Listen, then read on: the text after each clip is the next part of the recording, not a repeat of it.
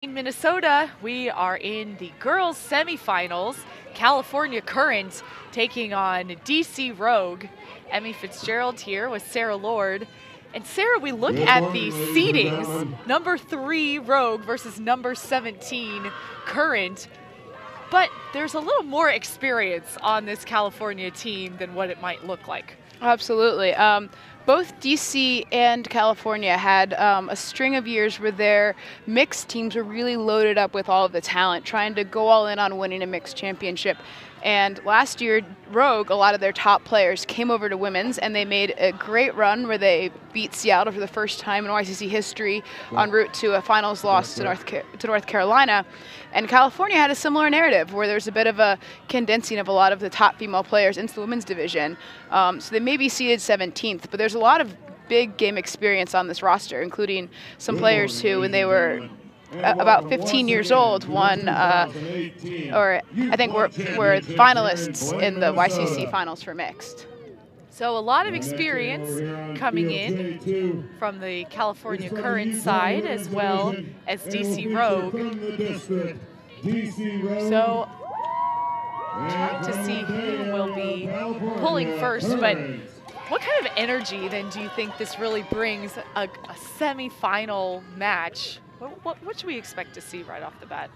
We might expect a little bit of nerves from both teams. It's a semifinals game. You can see the sidelines are filling up. We have the announcer going, the voice of Ultimate. He does every big game ever. So as soon as you hear his voice, you're always like, I'm in a big game right now. That's always been my mindset playing for Scandal. He does semis, he does finals, he does all kinds of showcase games. So just seeing more fans, more intensity here in semis. Hopefully the nerves won't get the best of either team.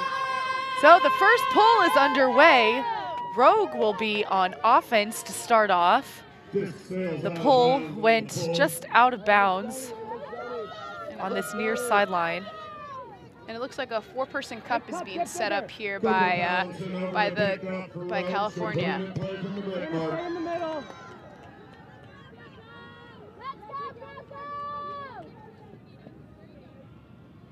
So into play.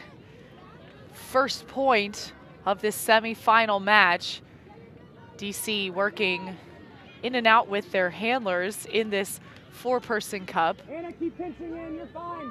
Anna, over here now. Success of breaking a zone is swinging it across.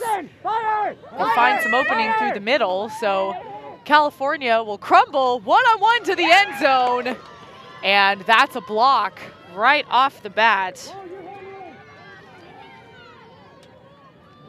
Lauren Carruthers-Liska just there right away. Yeah, a lot of time, Rogue is able to make quick work of that zone, but sometimes in the transition to person defense, the offense can get a little bit flustered and try to force something, and it seems like that's what happened there with that disc that was just eaten up. So California with the opportunity on offense to get the first break of the day, moving it up the field. Rogue in a person matchup. Carruthers-Liska with the disc. She points deep and sends it that way. It will sail out to the right. This is the second disc we've seen sail out to the right, the pole and now the huck. Yeah, there's not quite as much wind as there's been at some points earlier this tournament, but definitely the wind is still present, going at a bit of a diagonal down in this direction, which is probably also part of the reason why Current is setting up this this trap zone on this sideline.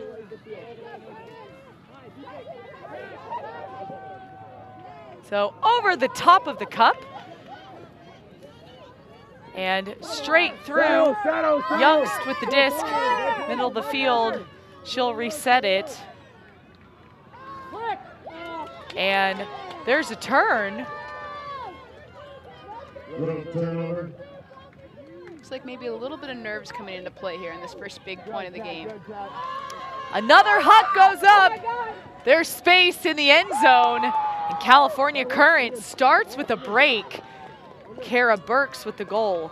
Yeah, that was a very well-shaped huck there. The first huck trailed a little bit far out of bounds on her, but this time she was able to just step into it and really a beauty of a throw, right in stride, 50 yards. Quite impressive. It is very impressive, and I believe Carruthers Liska played in a tournament with some of the DC Rogue players as well. So it's a really interesting narrative going into this game was that about 3 years ago, Happy Cows out of San Francisco and Swingboat out of DC were playing in the YCC mixed final. And there was an incredibly long lightning delay where both teams were huddled in this one room, and they became good friends. So the girls from both teams joined and actually played 2 college tournaments together. They played in Martinsville, Virginia, which, as those of you on the East Coast know, that is the Axton Smith River Sports Complex is a very commonplace. And then a Chicago invite as well. Wow. So there are, I think, 3 players from each team, Kat Sands, Carolyn Tornquist, and Ella Youngst from DC Rogue. And from California, I believe it's Robin Anthony Peterson, Laura Carruthers-Liske, and Anna Reed all played. So the 6 of them played together as about 16-year-olds after playing in the mixed final in a college women's tournament. So now they face off as opponents as Rogue is back on offense. Through the zone, going through the middle. Now over to the side. Near will put up a Blady flick, and tracking, that is a goal. Kat Sands gets the score. Yeah, that's a really good response there by DC. In the last game we did, the DC O-line never looked that challenged. They were just so smooth on offense, had very few turns, earned it back immediately when they did. But on their first O point, they were challenged. They had some turns, and they were taken advantage of by this California Current team. So DC really needed just that clean offensive hold to get the confidence back in their O-line that they can score efficiently. And Kat Sands, we're zooming in on now, is going to University of Maryland in the fall, my alma mater. So excited to see her tear it up on the college scene. So many of these players are just going to be big names in the college scene for the next 4 years, I'm sure.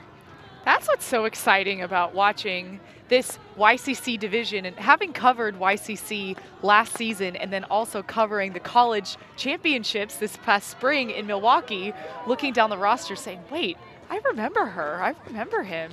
And they come on with all of that experience that 10 years ago you just did not see nearly as much in the college division.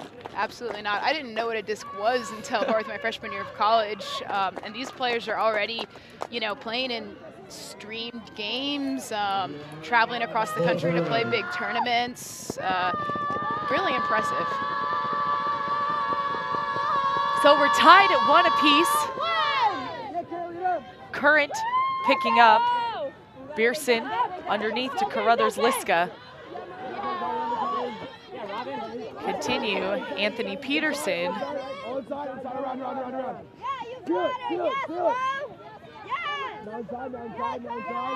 A lot of spacing. Work that underneath. Suzuki with the disc. Just gets it off of the sideline. And Current, Pat Few keeping it on the sideline, centering back.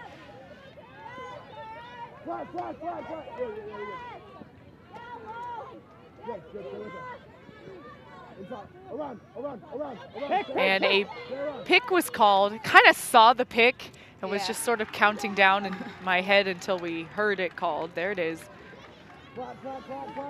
Back in play, Current approaching the red zone. And high up above the stack, so much space, Emily Goodwin gets the goal. Yeah, and that was a great find there. Most of that point, Catalina Liske was just quarterbacking that offense all the way down the field, calling her shots, getting their resets. But Areño from DC Rogue had a very intelligent poach here, saw the disc was going to come back around, did a bit of a double team on the potential receiver to really cut that off. So there were much fewer options for the Bay Area. However, when you have that kind of vision and that kind of just throwing skill to be able to just put it out to space into the break side, sometimes better offense just wins. That was such a good put, and especially on that other side. So California Current leads DC Rogue 2-1. The winner with a chance to face off in the finals. Rogue was in the finals last year. Yeah, Rogue made the finals last year, so I'm sure that having that experience from last year will, as this game wears on, if it gets close, will probably really come in handy as far as having been in big games, knowing what it feels like with pretty much this exact same core. Rachel Hess, who was tearing it up for Oregon this year, I'm sure if you followed the women's college division, you heard of her, was on this Rogue team last year. But she was the main loss. Besides that, they returned almost everybody. And so most of the players on this team played on this team last year. The experience really critical. First year for California Current, but they have certainly made waves in the tournament, and appropriate. It's one of their cheers. DC Rogue on offense. 3 handlers back, working through the Current zone. Fire! Fire! Fire! Fire! And you just had a couple passes before they went to a person look. Youngst is in the end zone, and a quick hold for DC Rogue. Yeah, California has been coming out in, first 2 times it was a 4-person cup, and then it was like a 3-3-1 junk type defense. So by junk, I mean not fully person, not fully zone. So they came down on one of those looks, and DC was able to just kind of calmly work it down the field and just swing the disc until something opens up downfield. So tied up at 2s in the first half. DC down 1 break.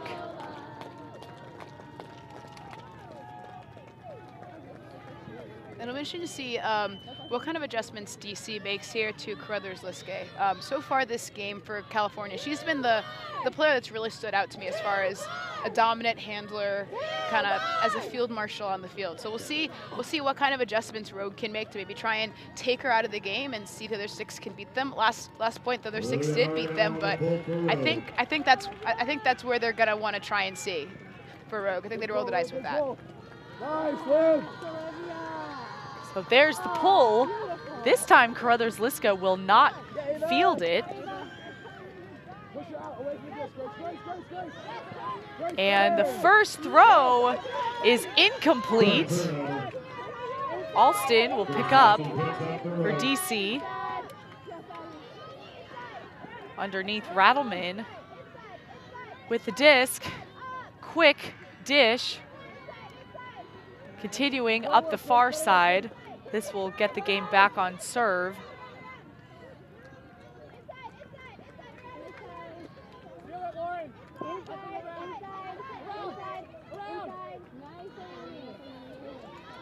Such a nice throw. Yuzawa with that continue, and Current kind of gets in and messes things up for DC. Carruthers-Liskay has the disc. There's the huck right away.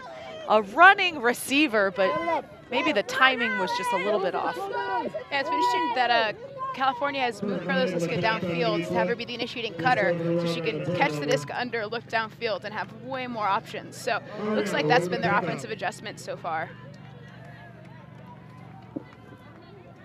So disc going back to DC, and a miscue in the handler space. Current now on the goal line.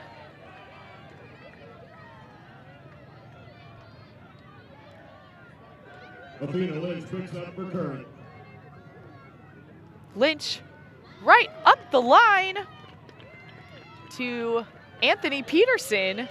That's a goal for Current.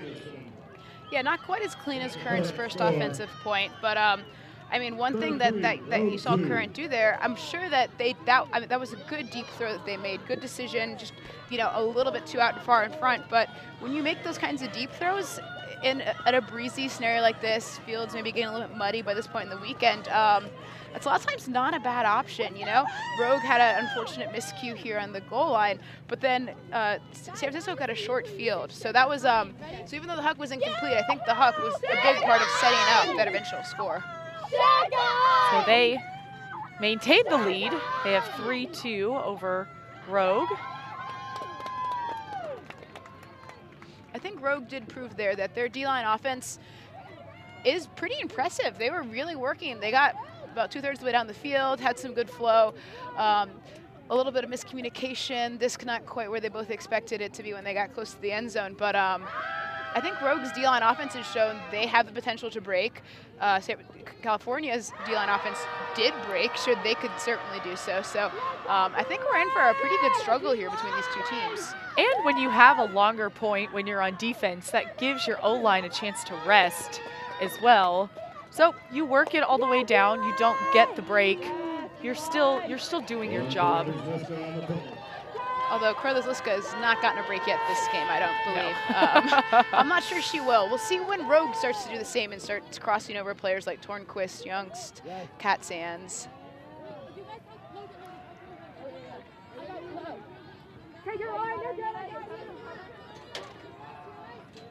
So quick passes through the cup. Those comfortable swings seem to be a little bit more steady in the backfield. And Rogue, even yesterday, did a good job going through the cup. Youngst kind of finding that positioning. You can see, too, all of the different fakes. That's hanging in the air. High point snag is good. Tornquist to Youngst.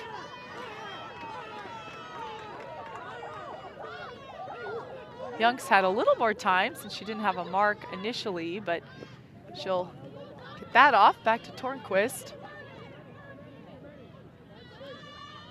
Soaring overhead.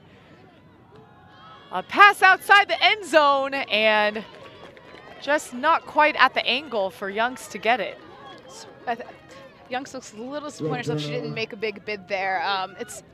It's rare to throw too far in front of her, given her incredible speed, which we'll see more throughout this game. But one thing about crossover there's Liske like this, in that sort of zone, she was able to rest some, and now on the turn, you have your best thrower picking up the disc on your D-line, which is a huge advantage. Really smart strategy. Also, you see a straight up mark from Rogue that helped prevent that first throw as a huck. So some short swings continue as sails overhead. Give another chance for Rogue. Turnquist underneath. Finds space on the far side.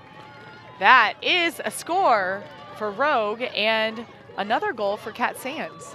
Yeah, another goal for Kat Sands and another nice throw by Tornquist. Tornquist has had a few throws this game that have just had really nice shape and spacing on them. It's been pretty impressive so far. The three-headed monster that is the Rogue O-line. Obviously, they use all 7 players, but the 3 big names you're going to hear a lot that have scored all the goals and assisted so far have been Kat Sands, Caroline Tornquist, and Ella Youngst. And there you saw Ella doing a really good job of popping in the zone. Tornquist really quarterbacking the offense, and Kat Sands finishing off there with the goal. And you could see they kind of made a triangle of where they were on the field, keeping it spread out as well. Helps create that extra space. Absolutely. And we'll see We'll see what kind of adjustments Rogue makes here. I wouldn't be surprised to see them, again, trying to put that flat mark on Carruthers Liska. I think that was really, really useful down here as far as keeping the huck from going off, making them swing it, and the Current's D-line offense wasn't quite as confident swinging the disc and wasn't able to work it all the way up the field that way. Right as you were saying that, it looked like Jenny Fay did a straight-up mark kind of demonstration for the team. Yeah.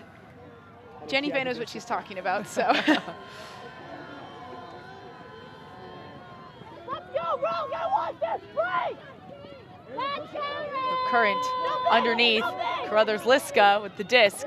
She finds another under to Anthony Peterson, up the line, and a shot to the end zone. That is a goal. Aline Suzuki. Great shape on that throw, huh? It worked pretty well. Yeah, so a couple narratives to look out here as far as the amount we've said Carruthers Liska's name, and with her playing pretty much every point. One thing I'm interested to see is, will she be tired at the end? Versus Rogue is really sticking to their traditional O and D lines, not crossing over, being pretty stringent with that. So we'll see if maybe late in the game they can cross some players over who are all still fresh, while California has been running a lot more through their top end, and for now it's working, but we'll see if they're able to continue that throughout the whole game. And you saw the straight up mark from DC Rogue, but when Carruthers Liska was able to get it into a power position, one reason why it's called power position, you catch it and your mark doesn't quite have enough time before you release it. She's still able to get off such a beautiful huck. Yeah, it'll be interesting to see also if Rogue decides to mix up their defensive looks. So far they've only come with straight person, while California has really mixed it up. They've done a 3-person loose trap cup, they've done a 4-person full trap cup, and they've done a 3-3-1 junk so far this game already, and they've only had 4 D points, as well as some person too. Yeah, right. They played 4 defenses in their D points so far this game. So we'll see. Maybe they have something else up their sleeve as well. A thick encyclopedia of defensive looks and throws from both of these teams. Oh, nicely over to Turnquist.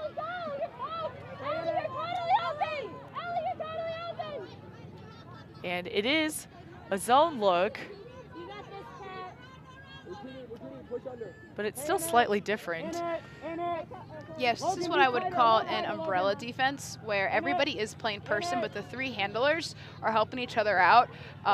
2 in the lane when it's in the middle, 1 in the lane, 1 kind of in the further lane, taking away the far reset when it swings to a sideline. So a huck over the top is too deep.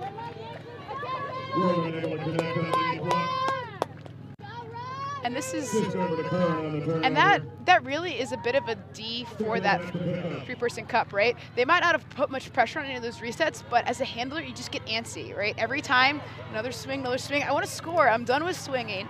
And then you see a kind of rushed huck like that. And so that was another defensive adjustment, the 5th defense now by California already this game. It's amazing. Underneath, running through, Youngst could see that coming and just closed in. Yeah, if I were them, I wouldn't throw if Youngst is within about 5 feet of the disc. So Current in the person look, but tight defensive coverage helps them force the turnover.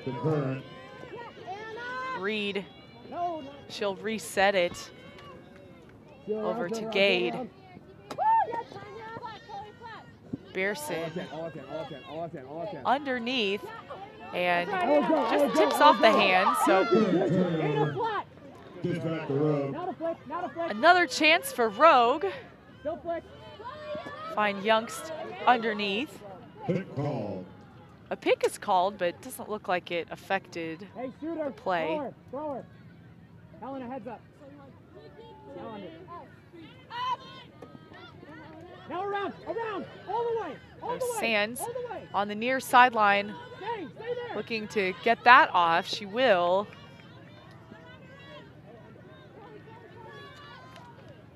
A low reaching grab is good to Fugel. Youngst on the goal line. A chance to tie. And puts it to space. This time Youngst throws to Turnquist to get that goal.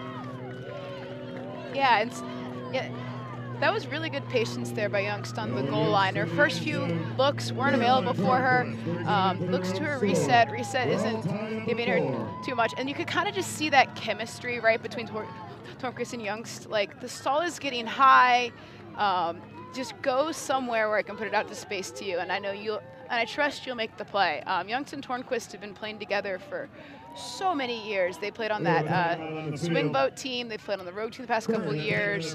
They go to HB Woodlawn High School together. And although they didn't play together on Scandal, they've both now had a season on Scandal as well. So those two have great chemistry, as demonstrated by that play. So we're tied up at 4 apiece. A timeout is called on the field, and Brogue needs to get back 1 break from Current. Sarah, what do you think is really the key to be able to do that? So I think one thing you're going to start to see Rogue do is really load up a couple of D-lines here. They've been doing pretty strict O&D. They have some big playmakers on their defense as well with Areño is playing for DC Grit this season, and they have some other really strong players on D, but I think Rogue probably calling this timeout here is about to get everybody rested and put out their kill line.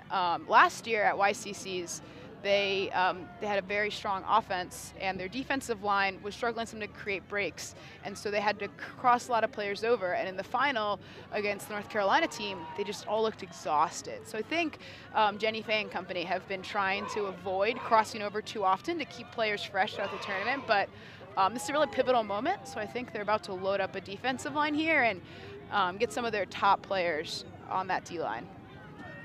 Can certainly see the strategy coming through to put their D-line in place. And how about California Current? 5 offensive looks, 5 defensive looks so far, and we've only played 8 points. Yeah, no, it's been really interesting to see how they've been able to mix things up. Their person defense has been effective, 4-person cup, loose 3-person cup, a 3-3-1 junk, and a umbrella type sagging handler defense have all been played so far this game. And I think it's just trying to keep Rogue on their toes, right?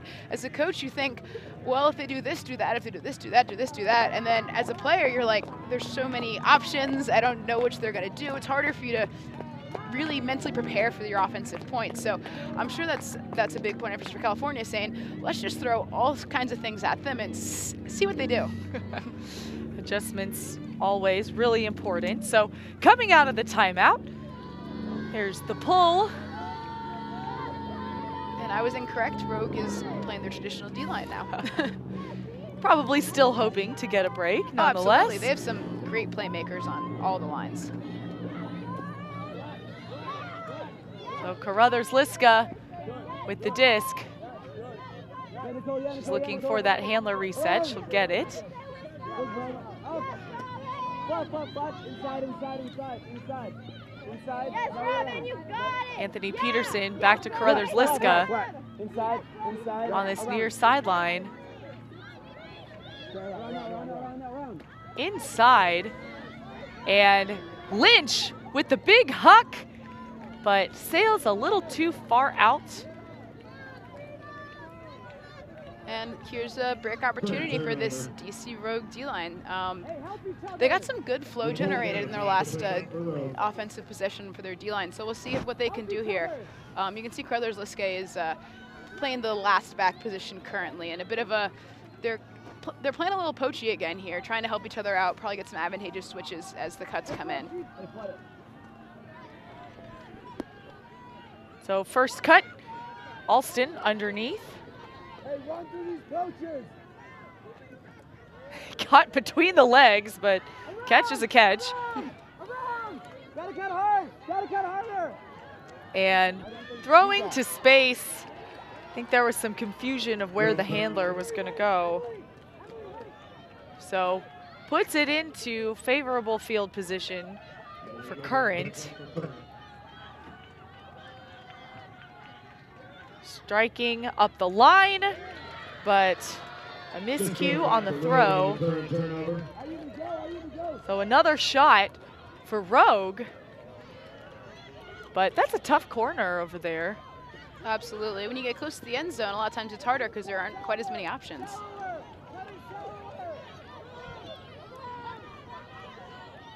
So looking to activate the handlers, but that disc will pop up and batted down to the ground, but there is a foul called. Looks like we have a foul called.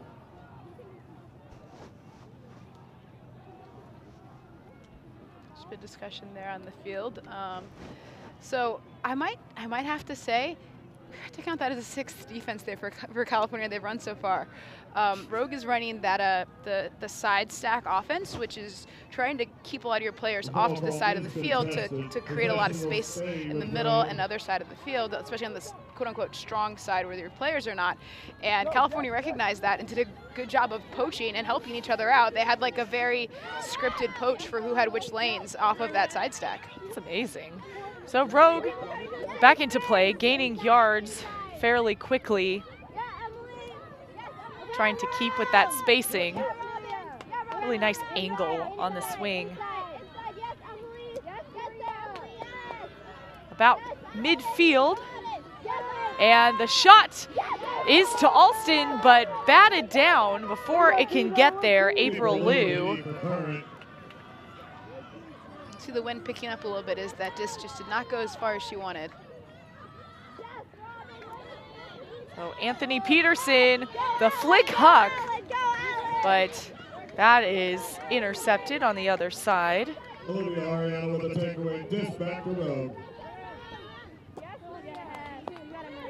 Underneath, the mark was a little far off. And run through D. Emily Goodwin with the lead, disc over to Current. California Current up in the end zone. Carruthers Liska catches and dives to get that score. And that is a hold for California. But I'm going to go ahead and say that Rogue is probably pretty okay with that hold. They got a lot of, it was a really long point, really wore out a lot of the California players. Rogue's O-line is still fresh. A lot of times just getting your D-line a good grind, even if they don't score the point, is a bit of a win. And obviously for California, they're not too disappointed to score. They still got the hold, had to work a little bit harder to get there. Carruthers Liska so involved in every point thus far. And looks like she'll get a rest here after quite a few points in a row.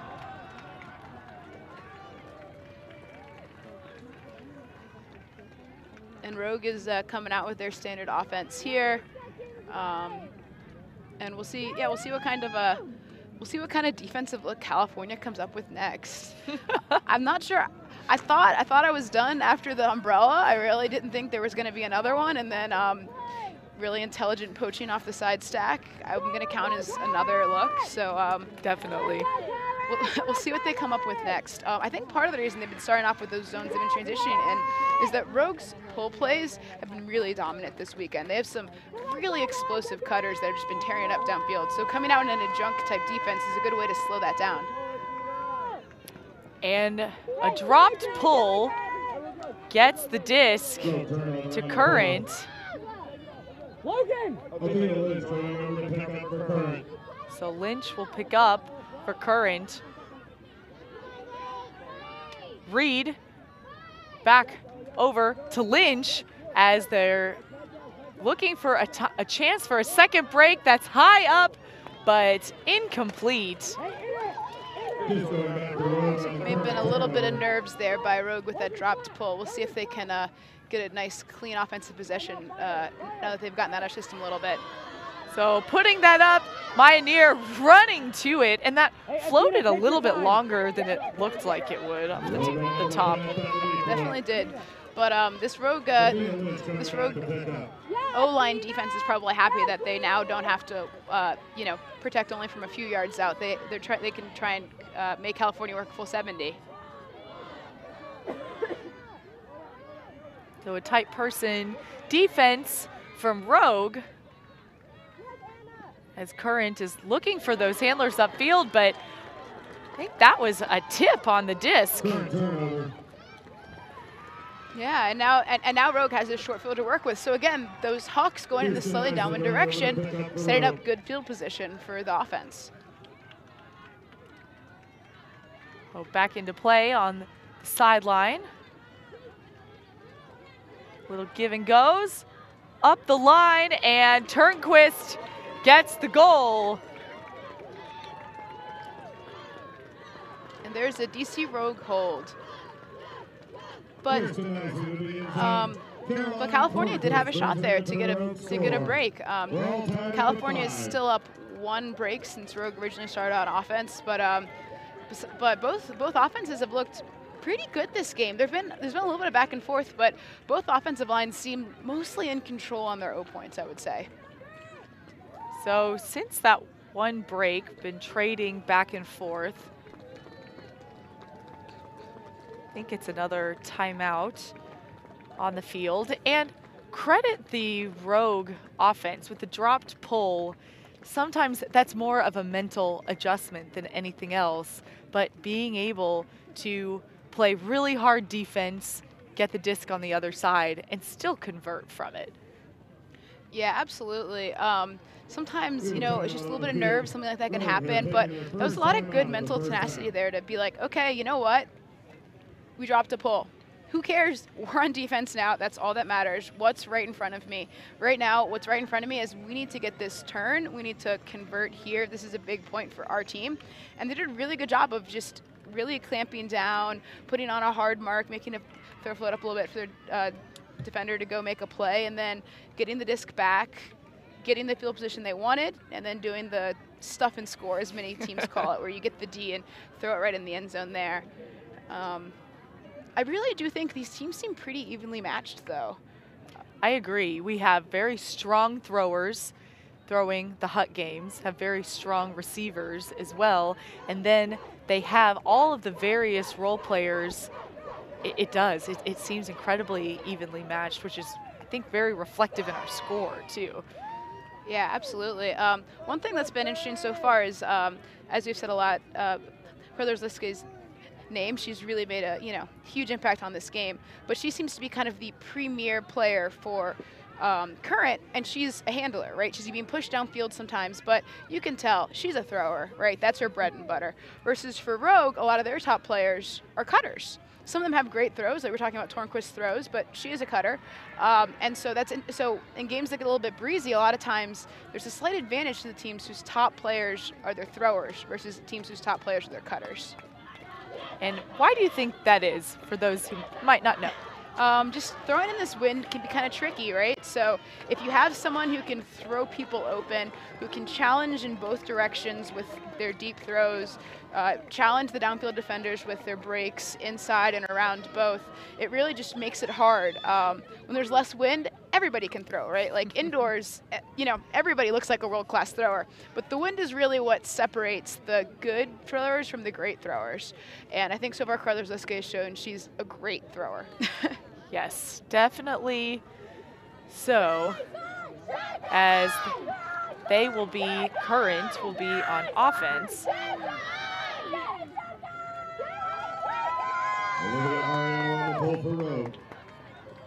So Olivia Ariano will pull.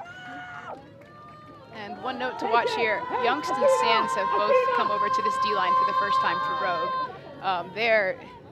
They're looking for a break and looking for it now, is what I'm going to go ahead and say, given those two players coming over as also just two of the top defenders. There was a point earlier this game where for the Rogue offensive line's defense, Kat Sands, I think, really bothered Brothers Liskey more than anyone else has so far this game. So wouldn't be surprised to see her sprint down there and try and bother her a little more and try and again have the other 6 players on the Current line beat them. So an offsides was called. So Rogue will re-pull.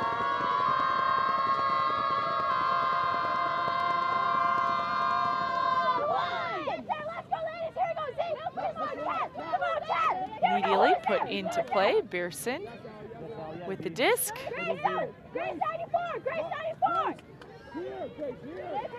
And a lot of spacing. I was going to say there was a lot of spacing between the handlers and the cutters, but Carruthers-Liska did a good job kind of coming all the way up to the disc. You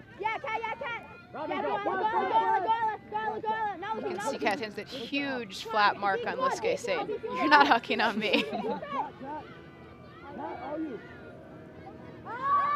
High up in the air, incomplete. So another break chance for Rogue. Kind of almost saw a hand block. Alston right up the line. And Youngst, 2 hands underneath, gets the grab. The lefty has able to get the flick off of the sideline. Back to Alston, and right up the line is still not in, but very, very close. Rogue working in a tight space, will swing it, continue, and that is a break for DC Rogue. Yeah, that's a big moment in this game.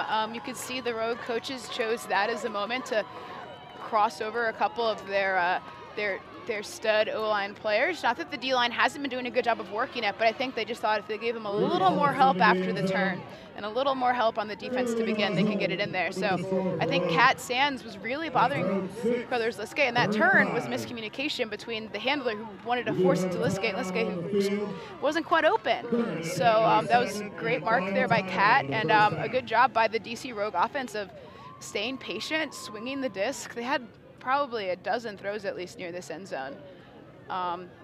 And so that's got to be a little bit demoralizing for California to give up their first break of the game.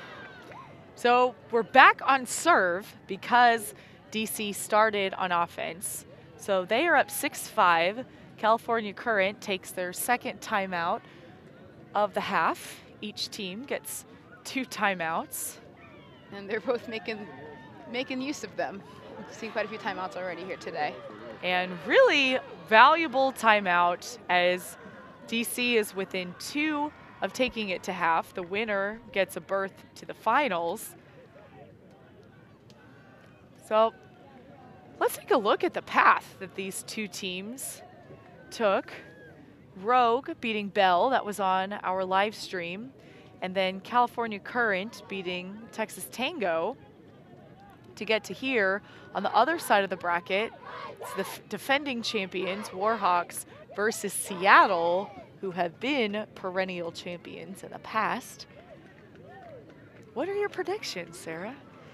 Well, so the seeding may look like there have been some upsets, right? 1, 6, 3, 17. However, I think going into this tournament, Disc Northwest was upset for the first time last year by Rogues. They come in as a 6, but I mean, incredibly storied program, of course. And California, with a lot of their top players coming over from mixed, also a bit of a favorite. My homer status, right? Want to pick Rogue. They're my girls. They're my babies. I love them. But I really think until someone beats North Carolina, they've got to still stay the favorites. After that really pretty definitive win against Rogue last year and going undefeated so far this tournament. Yeah, we see the calm and composure from the Warhawks squad. They will have a big fight against Seattle, no question.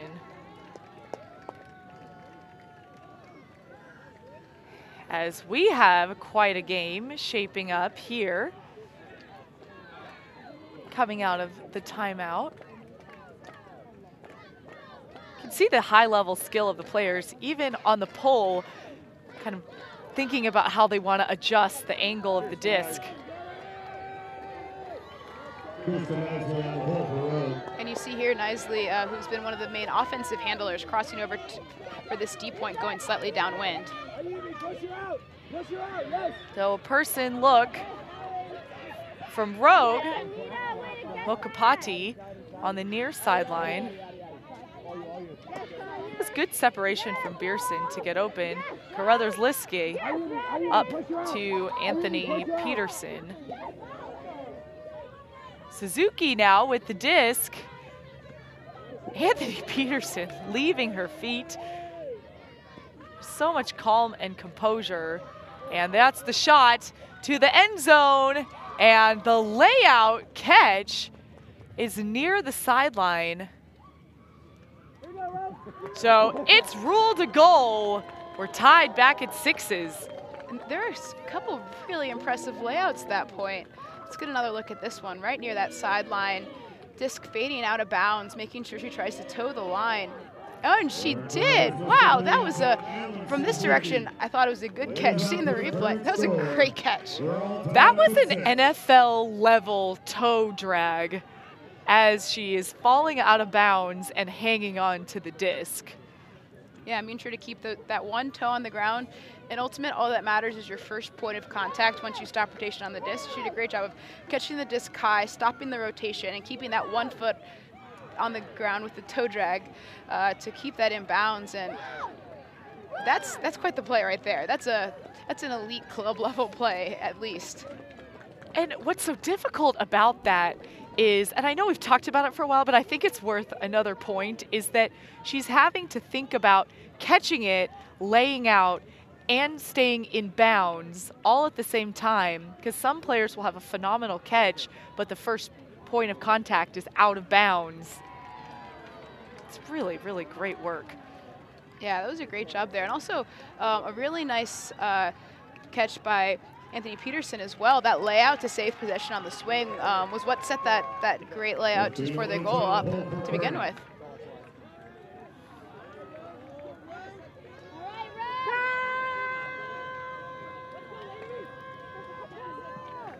Really nice pull.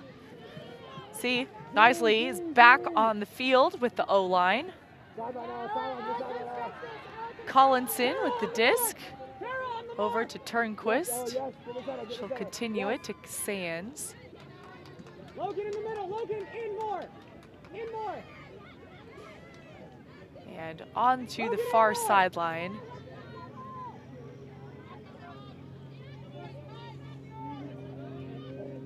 Youngst is there. It's really nice the handlers moved the cup a little bit to get that opening. They'll continue with the swings. Finding more space up the line near. Will that continue? It's up in the air for Youngst. And like you're carving your Christmas bird, DC Rogue 7, Current 6. Yeah, and that was a great job there by the Rogue offense right there. The way they were able to break out of that cup is they had Pugel run through the cup, take the player who's assigned to get crashers out, and Youngst has shown great patience throughout this game as a popper, right? Sometimes poppers have this tendency to do too much, right? So as a popper, you're behind the cup and you're trying to help out your teammates to get that throw through the cup, right? But sometimes you're like, I need to run a lot. I need to make sure I get open. I need to go in circles. But if you could just find a sweet spot, stay there, be patient, let your handlers, work over the cup and find you, then that's really the best. And Youngst has shown a lot of maturity, I think, finding the holes, staying there, letting her handlers work around the cup, get it out of position, and be able to hit her so she can jailbreak them out. And you saw once the handlers were able to find that opening in the cup, then they had a series of breaks which really allowed them to move upfield. So Rogue 7, Current 6, half is at 8. It looks like a standard D-line from Rogue.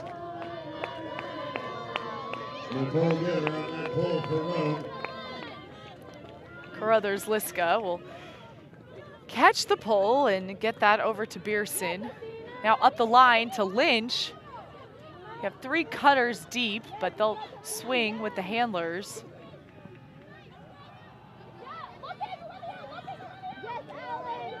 Suzuki, the cutter, looking for that reset. A lot of commotion near the disc, so she'll find Lynch.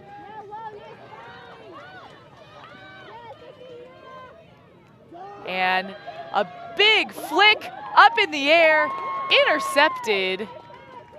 Very well read there by the defense, trusting the read. And here's the huck.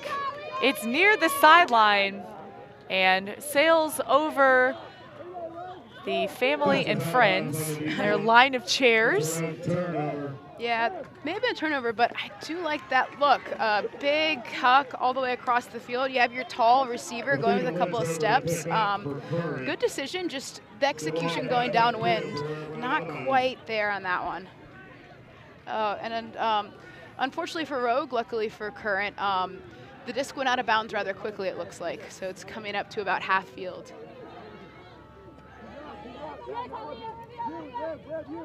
So person look, Reed with the disc, looking for Carruthers Liska. And that's the second goal for Carruthers Liska. We're tied at 7s. Yeah, you can see there that Rogue has made an adjustment in the past few points. You can hear them yelling on the sidelines. Force her out for Carruthers Liska, saying if she's going to beat us, she's going to beat us with an away shot, right? She's going to be the receiver, not the thrower. And so you can see the Rogue defender there being like, well, I did what you wanted. I forced her out. I'm sorry, you know. But you know, she just is showing that she's a really multifaceted player. And a really nice throw from her teammate. I think that was Anna Reed that threw it.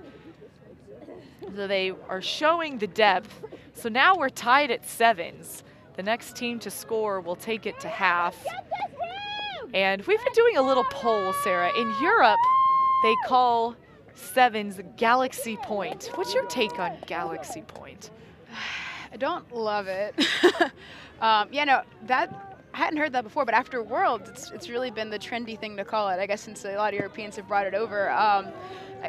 The theory behind it is Universe Point is the double game point where both teams have a shot to win on that point. So a galaxy smaller than a universe but still rather large is what the point for half is when both teams could take half on that point.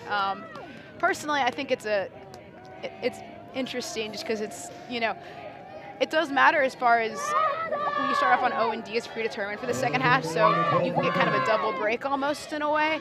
But that being said, it's not really for the Galaxy. It's just another point in the game.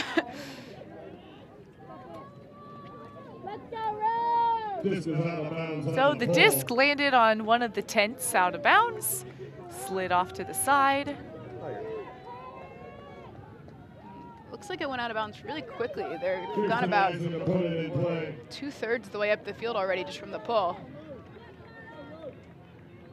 Yeah, so not only when it goes out of bounds can you take it at the point where it went out of bounds, you can center it too. You get it at the center of the field. So there's a big disincentive for throwing the disc out of bounds. So now Rogue is inside of half field, looking for the chance to take half, go up by 1. Staying very patient in the zone look that now high blade goes over the top. You might have jinxed them a little with that patience ball. Yeah, so this is a big opportunity here for California to get a break to take half, and they start off on offense second half, so it's kind of it almost feels like a double. So Current now in this far end zone. Kind of hoping for the deep look, but there wasn't quite a cutter there.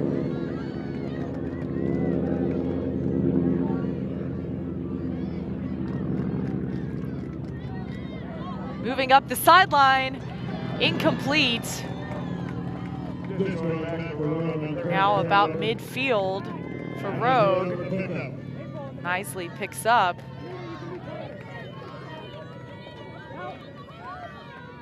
And overthrows. Very tight coverage on Youngst, the receiver.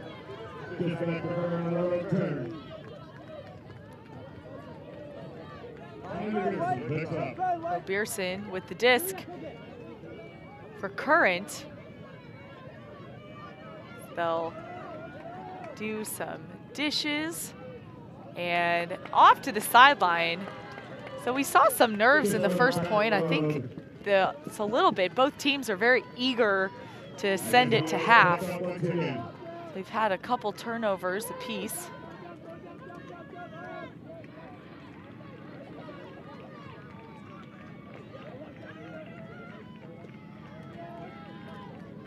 So Rogue approaching the red zone, and 2 hands to Ella Youngst.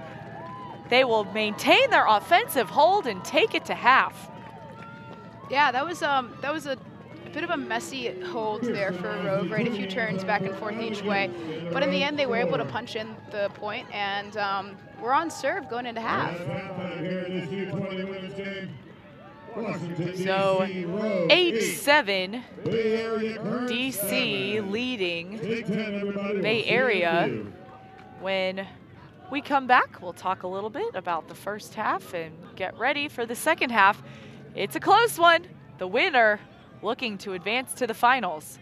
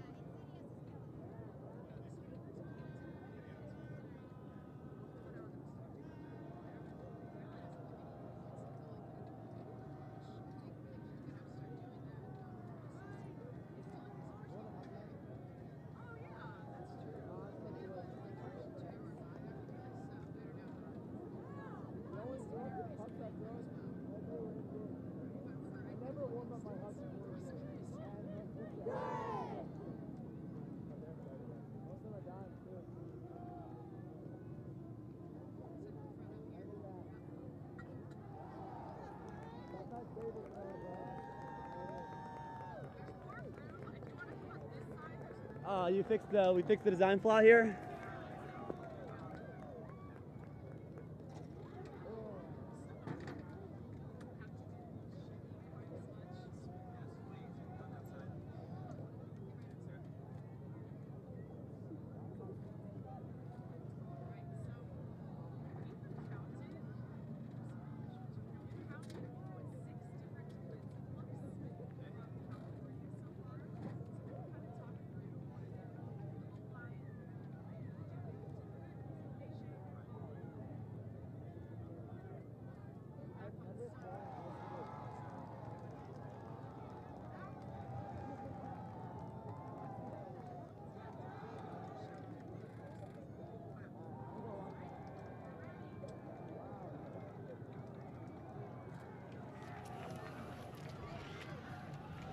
At the half, DC Rogue leads Bay Area Current 8-7, and I'm here with one of the Rogue coaches, Fred Wolf.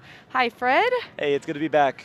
Great. So this first half, we have counted 6 different defenses run by California Current.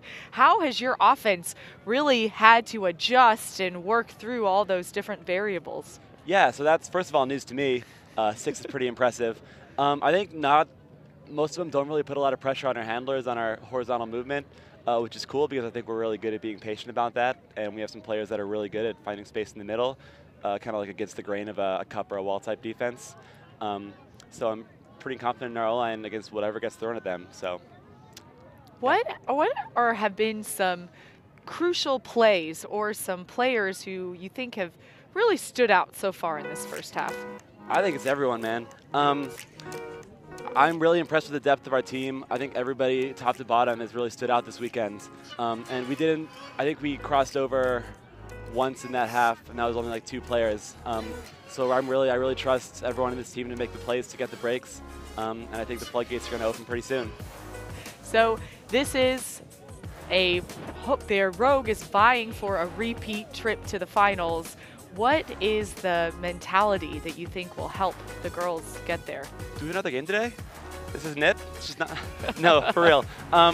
We've been playing elimination games all day yesterday, really since the weekend started. So this is nothing new for us.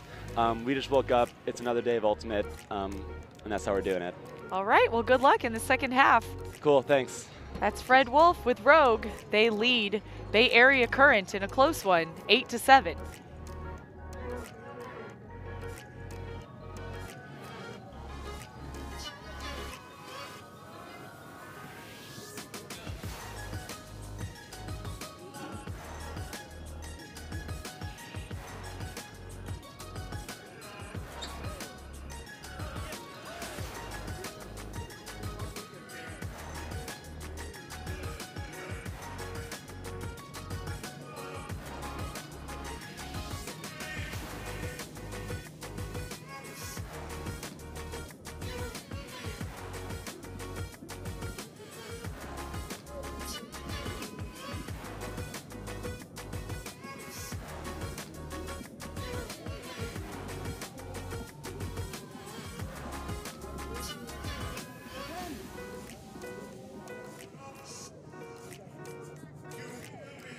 I don't know what I'm.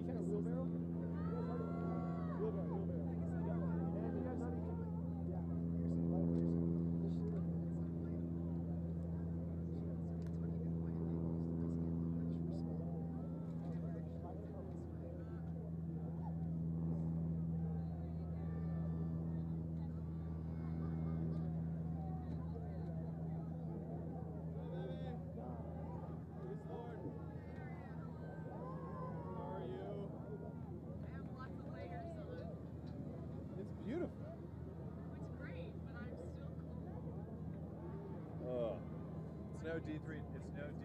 It's no D3 nationals. Lord, how's your commentating going? Yeah.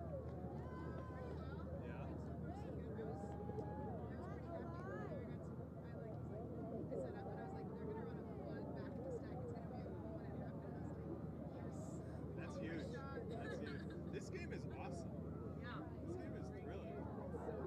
Luke and me and Joy had the discussion of moving Dan was moving the Seattle North Carolina game to Richfield. Didn't do it because of all sorts of reasons that are not why. That game, Seattle's getting blown out. Yeah. Well,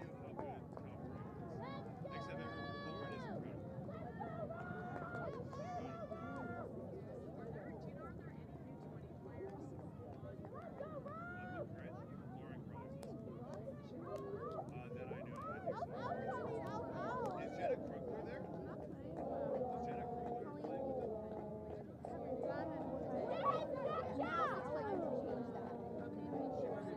knew how good California was, except Lauren is incredible.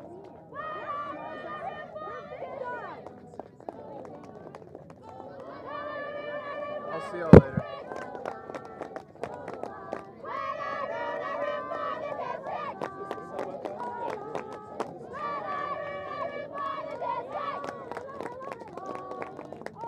Once again, our halftime score here in this new semifinal. Washington, D.C. Road 8, Bay Area Current. And the second half is nearly underway. Blaine, Minnesota in a thrilling semifinal so far. DC Rogue up 1 over Bay Area Current, but Bay Area Current will get the disc to start the second half. Emmy Fitzgerald with Sarah Lord. And there's the first pull.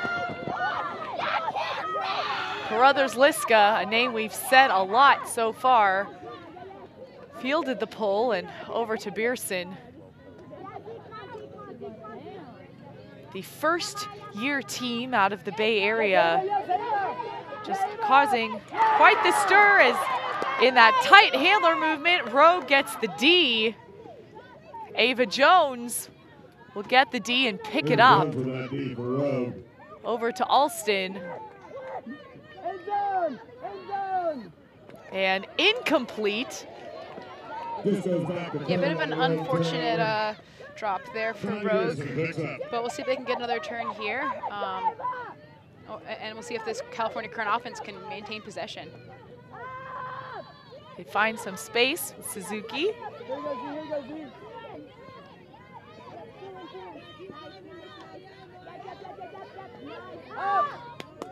And the count was getting high, so it looked like Suzuki threw it before the stall was called. But I think there's some discussion when the stall was called. And I think that's 2 times that Rogue dump defenders have really just put a lot of pressure on and have forced some errors there by the throwers. That was a bit of a coverage sack, if we're using football terms here, as far as everyone was covered downfield and in the handler space, and they kind of had to just throw the disc away. So, talking about tight defense, California giving it right back. So they'll get the disc to Beerson, over to Goodwin.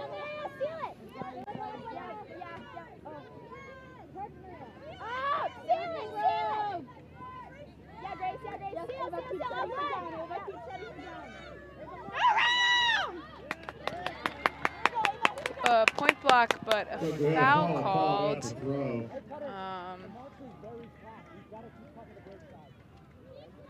As the Rogue defenders are doing a good job of just putting on very flat marks, preventing any hucks, and making it so that all throws that would be complete have to go wide to the sidelines. So as a result, we've seen a lot of the passes go very close to the sideline. So contested foul coming in at 6. Can't come in any higher than 6 unless it was a contested stall. But it's not a ton of time to find a receiver. So Carruthers Liska in the deep space. She is able to catch it. Puts that up to Suzuki. Suzuki one-handed grab, not in. And a call, travel call. Travel call. Athena, communicate. Whatever you want. I think a travel is called, maybe something with running in and out of the end zone. Unclear from here exactly what the travel was called. And that's one if a player catches it, but their momentum steps take them into the end zone. They have to walk it back out, check the disc in. Otherwise, it's a travel. Yes. And so the instructional observer here is luckily able to come in and help explain what's going on to everybody and make sure that they're all on the same page. So coming in on 5, it looks like, right outside their own end zone. They'll probably look to try and get a quick reset here and then set up their end zone offense. So the quick dish, like you predicted, and that continue through coverage to Carruthers Liska. That is a goal to start the second half for California. Yeah, and that was a good grind by the Rogue D-line. Forced a few turns there by the Current offense, but Current's offense showed they can also play some pretty good defense there as well, getting some turns, forcing some hard throws by the Rogue D-line offense, and ends with who else but Carruthers Liska is part of the score.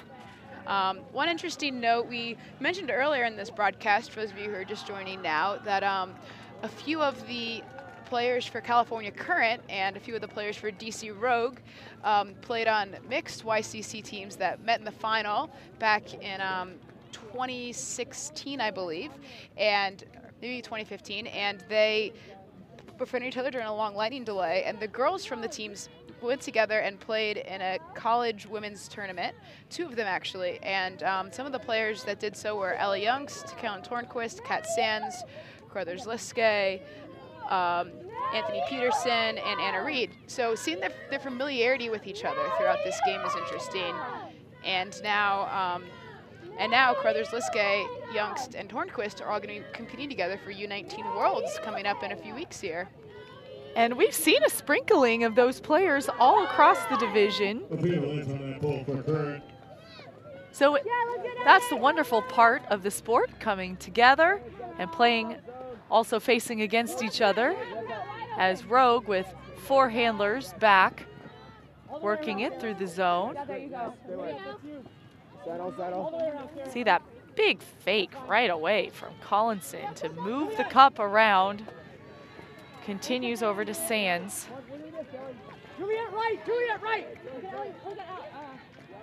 High over the top to Tornquist.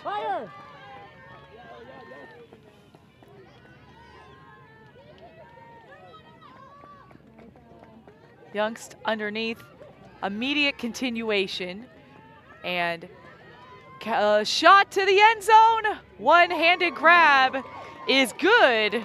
Chloe Fugel gets that goal. Yeah, and Chloe Fugel has had a pretty good game so far today. Probably one of the more unsung heroes on this Rogue O-line with some of their big names, but she's done a good job of moving on offense and just, you know, creating good space for everybody else in there. She gets rewarded with the goal. So we are still on serve. Rogue leading 9 over Bay Area's 8. And really exciting back and forth, and you can see that both defenses are working really hard, but what a credit to the O-line for both teams. So much composure and skill. Absolutely. That past D point was one of the first times we've seen Carruthers Liskay not on the field for a D point for Current, probably giving her a little bit of a rest as she crossed over so much of the first half. And now Rogue is doing some crossing of their own, bringing Youngst and Sands over again. They've done Rogue crossed Youngst and Sands over once so far this game before this, and that was the one break Rogue has had. So we'll see if they can continue that trend and cash in with a break here with crossing over some of their studs from O-line.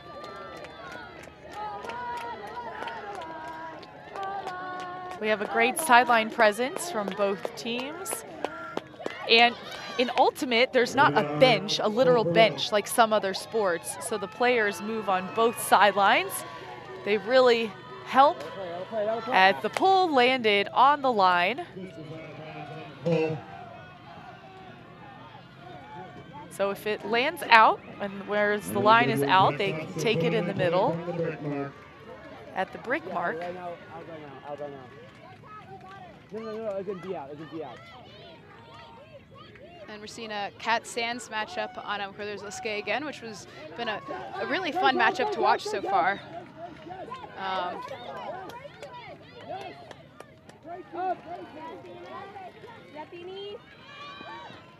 And Anthony Peterson underneath to Carruthers Liskay. Over to Lynch. And out of reach. And now we'll see if this Rogue D-line offense with some offensive players will be able to cash in on a break here. So Getter to Alston. Youngst was kind of isolated in the cutter space. And nice layout. Arellano to keep it alive, but a hand block from Current. Great plays on both sides there. So exciting. Lynch goes up, and here's a matchup everyone wants to see. Youngst versus Carruthers Liskay, and Carruthers Liskay, so consistent, goes up to get that score. We're tied at 9s. And Rogue had the opportunity to break but a hand block got the disc back, and they wasted little time to find Carruthers Liska in the end zone. Yeah, and Youngst all weekend has been ruling the skies, but there Carruthers Liska showed a very veteran move as far as boxing out, using her, she's a very solid frame where she's able to really use her height and her width to just get to the correct spot, box, and go up strong without giving Youngst any shot at the disc. It was a really veteran play there to go up and get that. And a great throw as well to put it up to where her receiver had Youngst sealed. So we're tied at 9s. And let's take another look at just how much composure. Really nice layout from Ariano. Yeah, she's I think just turned 16, I believe, and is playing for DC Grit this season, the second team out of DC, who has a lot of Pro Fight Finale later this year, finished second in the region, and were a top 25 team a lot of last season. So, you know, that's pretty good for a 16-year-old, huh? Yes, it's pretty impressive, no question. Hey, help off. Now help centering nicely. Help off. In stride, it's caught. Looks up to Near, and Near going to the end zone to Sands. Sands gets that score. Rogue 10, Current 9. And Rogue did a good job there of recognizing where the poaches were from California Current, right? Current was trying to go and have some people in the lane, some people near the stacks. They've been doing a good job of staying a couple people deep, pulling out those poaches, and having the second or third person in the stack sweep across unmarked and get that disc, and then that's how they're able to get power position and get that hook off. So a timeout is called on the field. We are still on serve. 10-9 DC. Yeah, this is I think this is probably a big moment here in the game. It looks like we're about 9 minutes away from soft cap, so we're not going to get to 15. I'm going to go, unless something crazy happens probably. But this game is really tight, and I think one break in this game could just be the difference at this point. If Rogue were able to get a break here, go up 11-9, then just keep rolling out that really strong offense, I'd be able to just ride this game out. On the other hand, if Current could hold and get a break of their own, then they're in the driver's seat, right? So this is, I mean, right now, every point really matters. In every game, every point really matters. But in a game we've only seen 2 breaks, all holds besides that. This is another big one coming up. It is the higher or the further down in a bracket you get, the narrower the margins of error are, but that's just how much sweeter those victories are. The winner of this game will play the winner of Seattle Sauce and Carolina Warhawks. And last I checked, Warhawks was up by quite a few, was what I had heard. I can advise you on the rules too, Coach. Not sure if we have the exact score currently.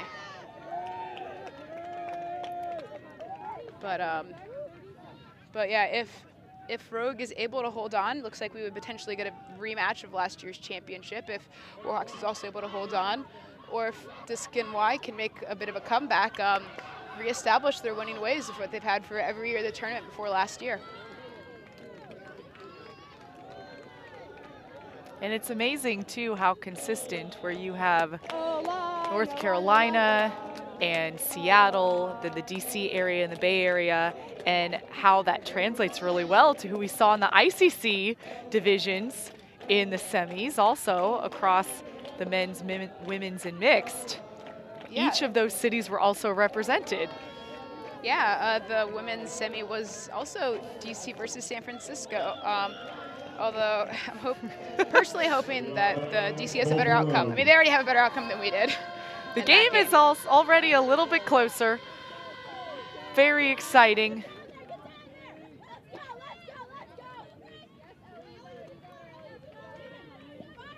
So Current on offense with 3 handlers back, working it back and forth. You have Carruthers-Liska as a cutter,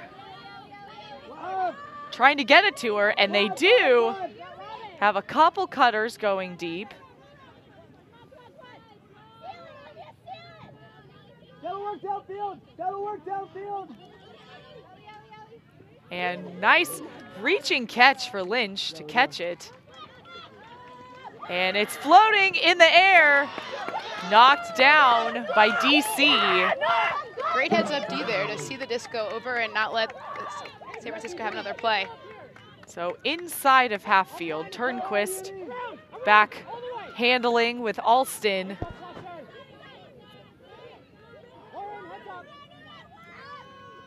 And one-on-one defense, that is a turnover. There's no call. Disc will go back to Bay Area. Once again, Carruthers-Liska making her mark felt on this game. Anthony Peterson with the disc. Bay Area hoping to tie it back up. Really nice put to Lynch. He's looking for that next option. The bid isn't quite there for Carruthers-Liska.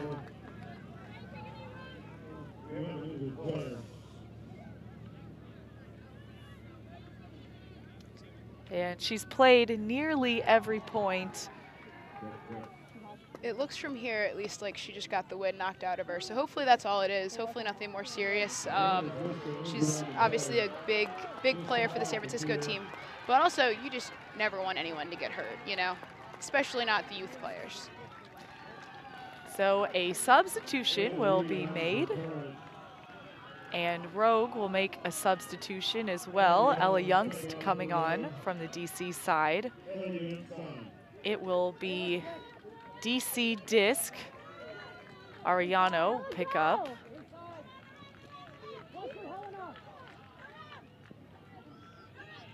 And quick look inside to Turnquist.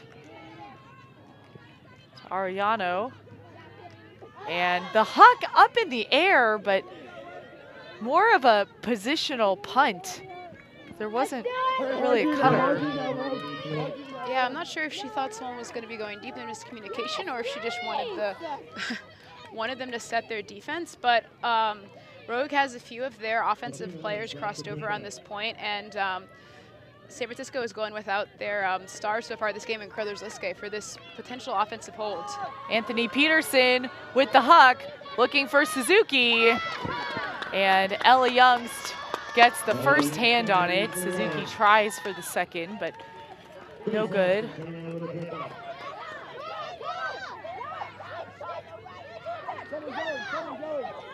Turnquist with the disc. Out of reach, intercepted by Anthony Peterson. It's a very intelligent poach there to see the play developing and go be able to make a play on it. Lynch running onto it, puts it into space, and the defensive positioning from Rogue boxes out the Current player. Yeah, Current had an intelligent poach to get their D, and Tornquist there returned the favor with Rogue having an intelligent poster in that D and make a layout attempt not possible for Current to save possession there. So disc is back with Rogue. It's a give and go between Turnquist and Alston. Into Youngst, to Turnquist.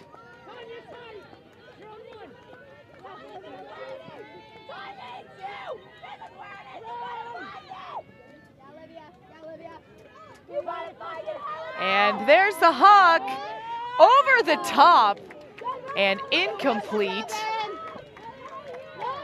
Yeah, it looks like a fair amount of Rogue has been pretty patient so far in their offense, but Arellano really wants to win in one throw so far at this point. It's been good for field position in general, but none of the hucks have been completed yet at this point, at least. So quick under. And that continued to Suzuki.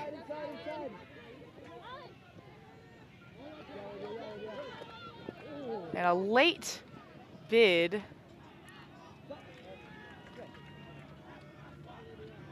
Helena Tremblay will catch that to Anthony Peterson.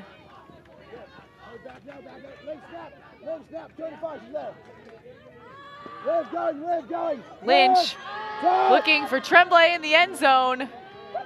She has separation, but a last-second bid from Ariano prevents the score. She's not worried about throwing her body around on over here, and that looked like about a chest-high layout. Maybe higher than that. That was a huge bid there. So Ariano will check the disc back in, and Rogue with another chance. Ariano, we've seen the deep look, but she'll reset it instead. And timeout called Rogue. What a point so far.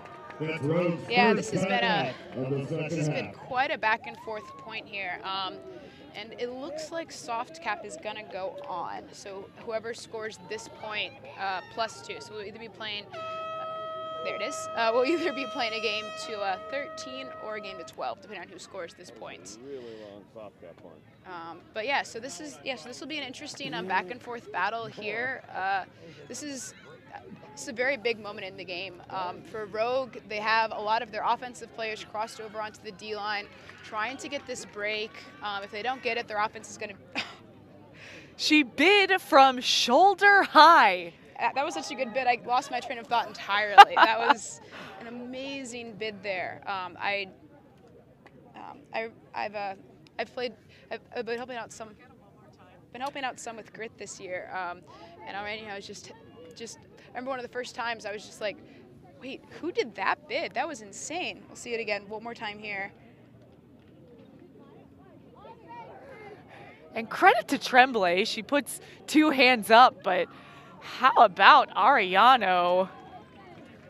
Just phenomenal, and body control as well.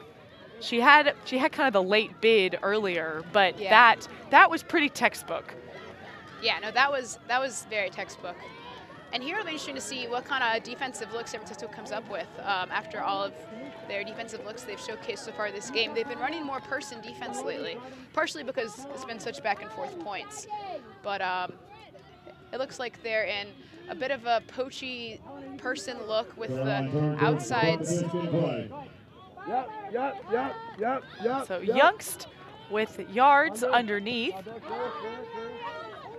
Got lefty backhand to Alston. Around, all the way around. Up to Turnquist. All the way around, no jump. Count's getting high. She'll get it to Youngst. Stays on the near sideline. No jump. Rogue looking for the opportunity to break, and the leading pass is caught. DC Rogue gets the break to go up by 2 in the second half. Yeah, and that was some great chemistry you saw throughout that point by these Rogue players who are very familiar with each other. Saul kept getting a little bit high on Tornquist. You saw her look downfield at Youngst and say, hey, get open, which she did. And then you saw there Alston pointing downfield saying, my defender isn't looking, they're slightly underneath. If you put this out to space, only I'm going to have a play on this disc. And Youngst, Elijah is putting a great throw out to space and really potentially breaking this game open. It is certainly by no means over. We're playing a game to 13 now, I believe, but now being up by 2 with only 20-ish minutes left in the Rogue offensive line being pretty dominant so far this game, the pressure's really on California now to make a statement. So the California offense will march back onto the field, and Carruthers-Liska, who had taken an injury sub in that last point, is on the line for California Current. It's good to see her back. 1, for Current's chances to come back in this game, and 2, she's just a phenomenal player who has an incredibly bright future, so I'm glad to see there was no serious injury.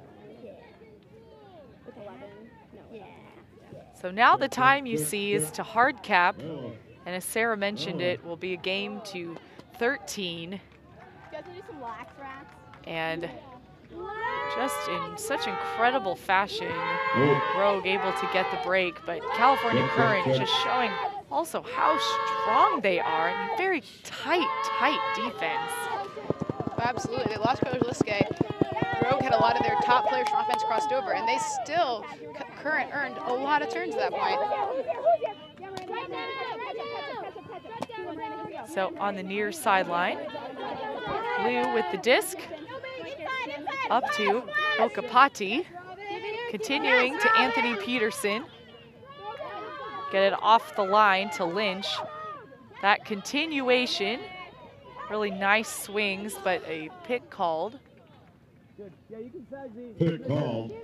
And Rogue is once again doing their crossing over, beating Kat Sands and Carlos Liskay, who's I think been the main player who's been able to bother her. I mean, no one can take her out of the game. She's a phenomenal player, but she's been able to bother her a little bit. So far, Carlos Liskay hasn't touched the disc yet at this point.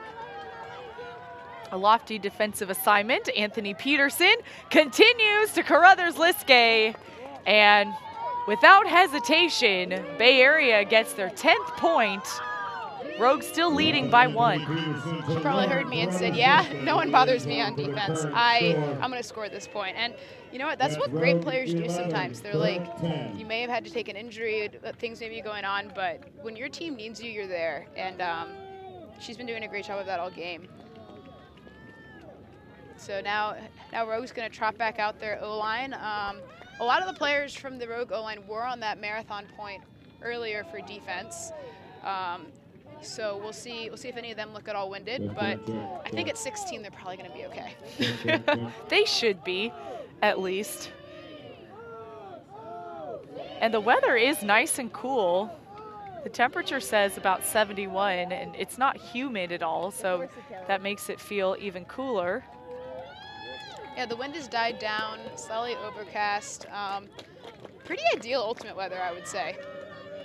I say that. My weather app says the humidity is 82%, but it just does not feel humid out here. I'm from DC. This is not 82% Exactly. humidity. I will tell you 82% humidity. Right. Like coming from Texas and DC, we know some humidity. Yeah. Yeah, well, from the Midwest, it's a little bit humid, but in general, it is August, right? It could be 100 degrees in a lot of places right now and very sunny, so they're lucky to have this overcast day. Very perfect ultimate playing weather, which is also great on the muscles, as well as DC Rogue has 4 handlers back to deal with the cup from Current. Look at all those fakes from Sands. Hey, Kirsten, they're boxing one of you, push out.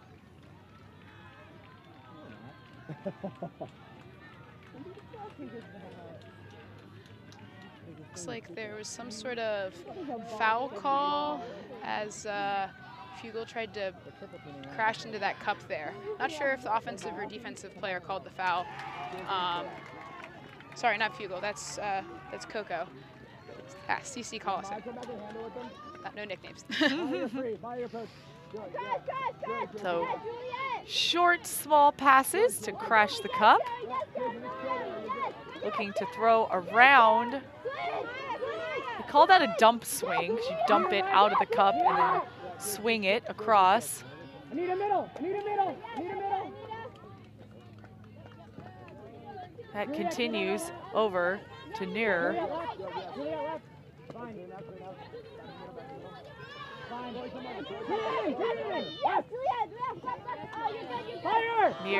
Near sideline.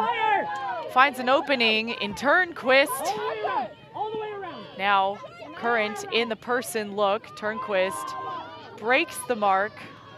Youngst catches it. There's no one around her. There's a pick called. Let's see if the disc will stay or go back.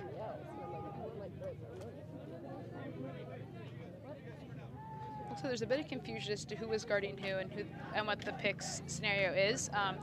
If there was a pick, but you were going to catch the disc regardless, you can keep it, and then they can just come up closer and, come to what distance they were at before the pick was called. A lot of people think you can just set a mark at that point, but actually it's just whatever distance you were at when the pick was called.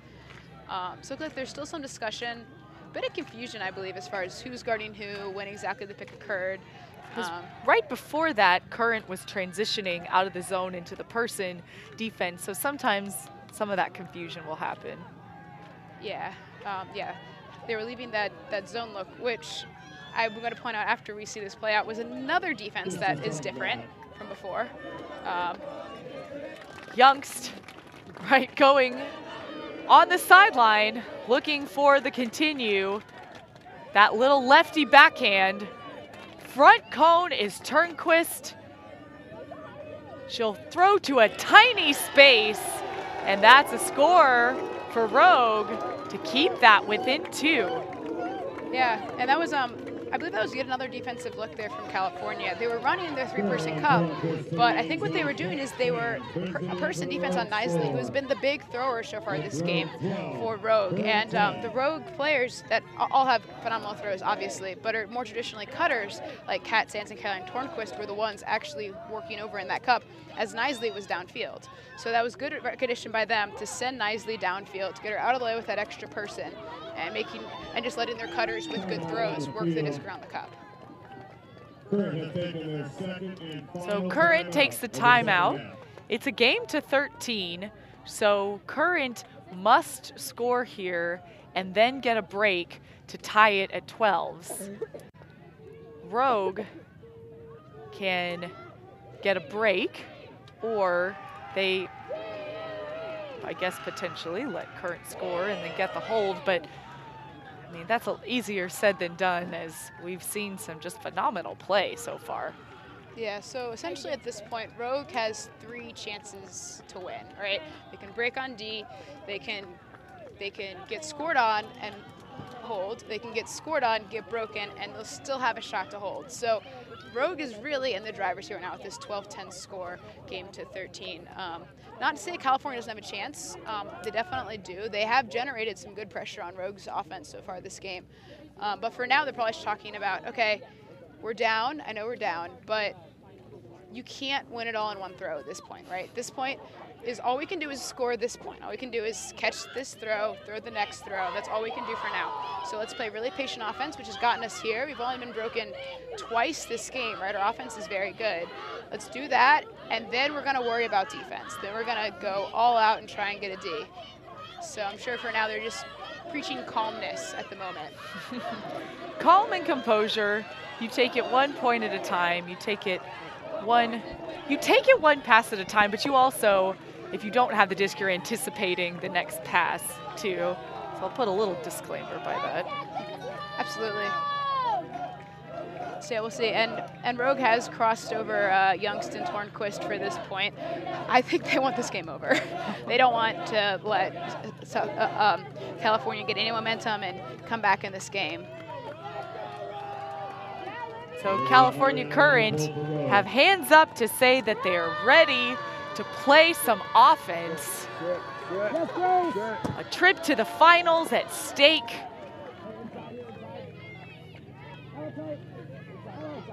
Strong teams, good win to Lynch. Underneath to Suzuki. That continues to Delaney.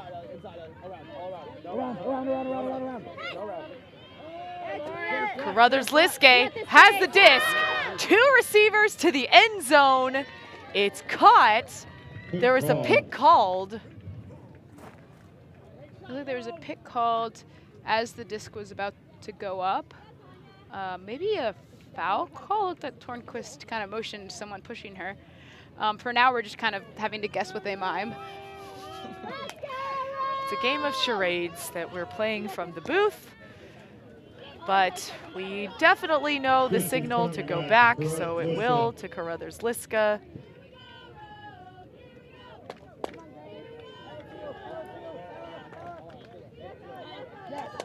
Oh, super close, but Lynch catches it. Underneath to Suzuki. She'll swing across to Lynch, very close to the ground, but stays up. And pressure with the catch, and there's no foul called. And Rogue is picking up with a chance to win right here. So Alston has the disc. Arellano puts up the deep look, one-on-one, off of the hands. The offensive possession is now with Current. Yes, Athena! Yeah, Lauren! We got Juliet! Grace! Big shot, intercepted, well, batted down by Turnquist. Yeah, that was a good D by Tornquist, but really the defense was earned by everyone there, having to force that late bailout throw. So Alston to Arellano, Yes, over to Alston, shoots it straight up the sideline and too far. Grace, that's a good shot, Grace. So we've had some back and forth already. California Current needing to score this point. DC Rogue, if they can score, that's game over. But they'll need to get the D first as Current is on offense. Anthony Peterson underneath. She puts up the huck. Carruthers Liske. Liska's up. She has now 3 cutters downfield. Over the top look to Suzuki. But there is a call back at the throw. It looks like stalls being called. That throw there at the end looked like she was just trying to kind of get rid of it as it was stall 9. And the stall is... So I think it will be contested. It looks like uncontested stall. Oh, uncontested stall. Disc is with DC. Current doesn't have any more timeouts either. Arellano picks up and overthrow. Bearson under center. Tight coverage. Carruthers Liska making sure she can get it, even if she needs to leave her feet. Inside to Anthony Peterson. Far sideline, red zone look for Current. Have Lynch to Bearson. Handler patience, back and forth. The end zone shot is to Suzuki. Bay Area 11, DC Rogue 12. And that was, it took a while for California to hold there, but they've guaranteed that they still have a chance to win this game, right? 1, the game didn't end, but 2, they scored before hard cap went on. So hard cap goes on in about 3 minutes, I believe. So either Rogue scores here and it's game over, or no matter how long it would take Current to score, if hard cap went on during this point and Current did score, it would be tied, and games are 13 anyways. So essentially they made sure that they scored, and they made sure they scored before hard cap. So from this point out, just more and more chances for Rogue to win, and more chances for California to continue the game. And even in this last point, there were multiple opportunities for Rogue to break, as well as multiple opportunities for Current to score. So until the point is over, it's really anyone's shot.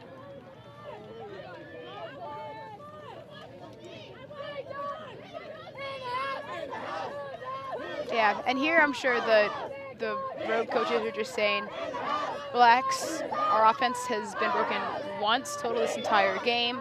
Nice clean hold, all you need to do, throws and catches. And we even have a backup plan, right? We have another point after this if we need it. Like, there's no pressure on you, all the pressure's on them.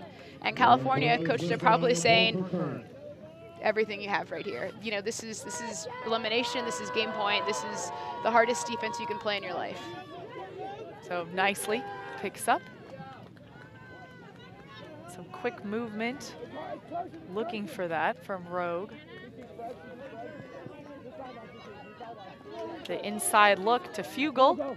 Continues over to Sands. Back over to Collinson.